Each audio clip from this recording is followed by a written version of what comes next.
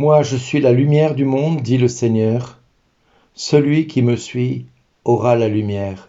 Alléluia, alléluia.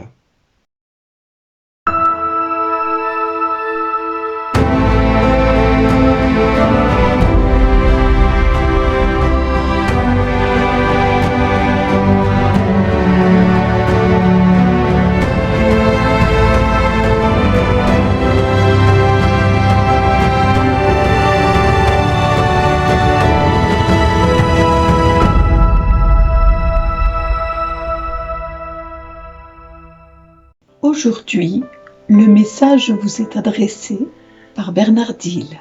Bonjour les amis. Jésus s'écria, celui qui croit en moi, ce n'est pas en moi qu'il croit, mais en celui qui m'a envoyé.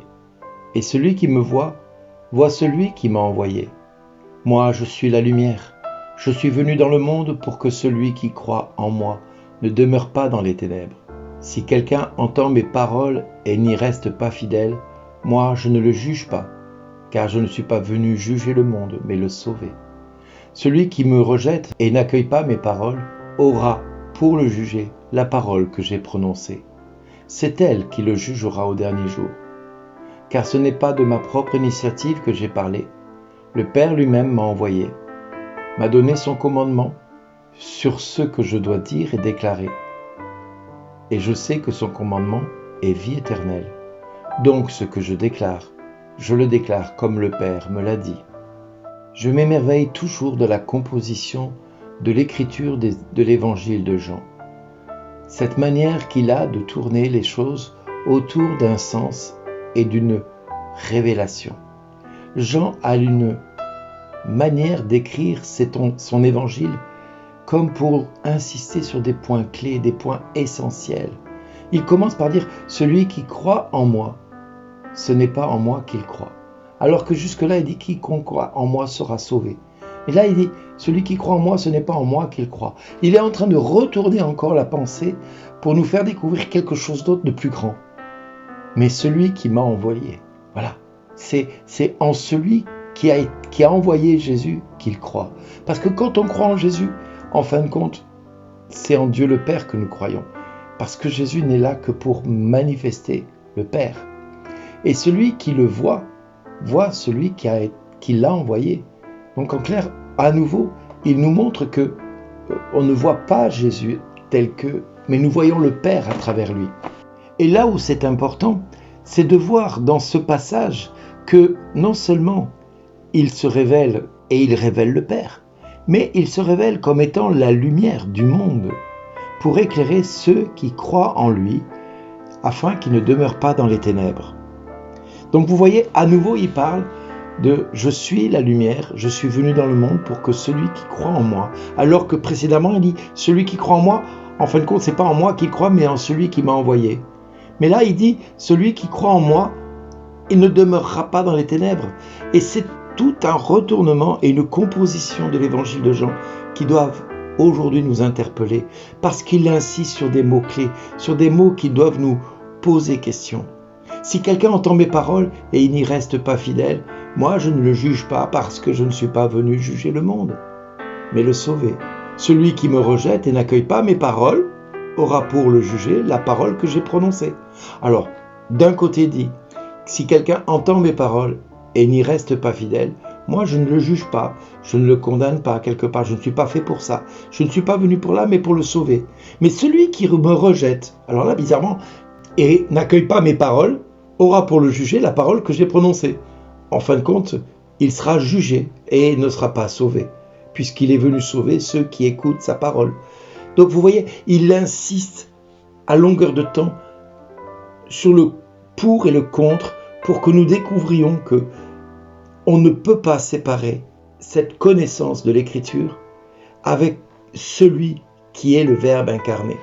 Il nous le dira, c'est elle qui vous jugera au dernier jour.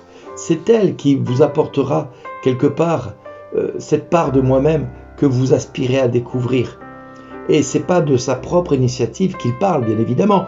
Encore une fois, il va nous dire que c'est le Père qui l'a envoyé et qui lui a donné son commandement pour qu'il dise et déclare certaines choses, parce que son commandement est vie éternelle.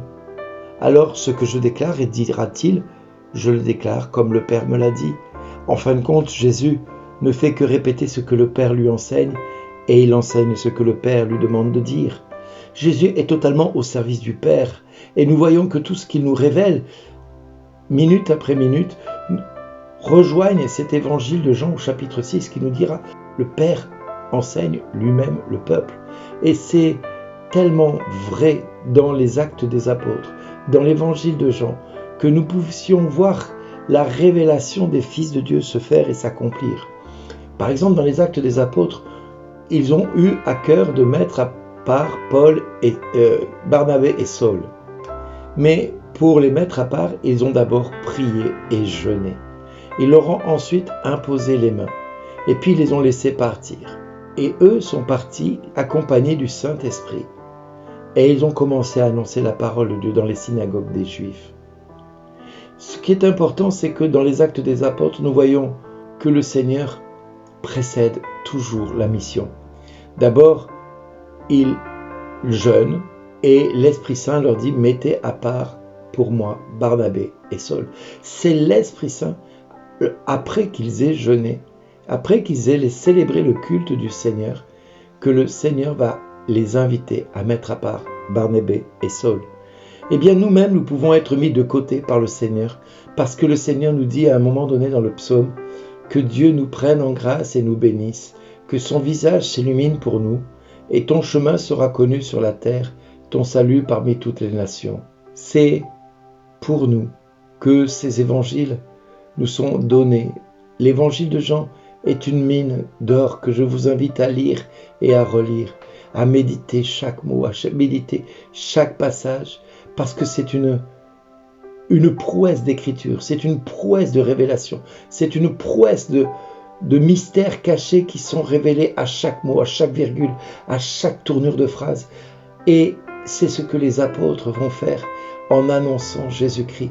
Ils vont être capables d'évangéliser tout le pourtour méditerranéen. Et si nous avons la foi aujourd'hui, c'est parce que des hommes et des femmes ont été capables de se laisser guider par cette parole, comme Jean a transmis cette parole avec autant de finesse et de simplicité, avec autant d'exigence et de radicalité, avec autant de merveille que de stupéfaction, avec autant d'énigmes que de réponses. Oui, l'évangile de Jean, les actes des apôtres sont, je dirais, le doigt de Dieu et l'inspiration du doigt de Dieu pour faire découvrir au monde que Jésus-Christ est Seigneur, qu'il est assis à la droite de Dieu le Père et qu'il règne pour les siècles et des siècles.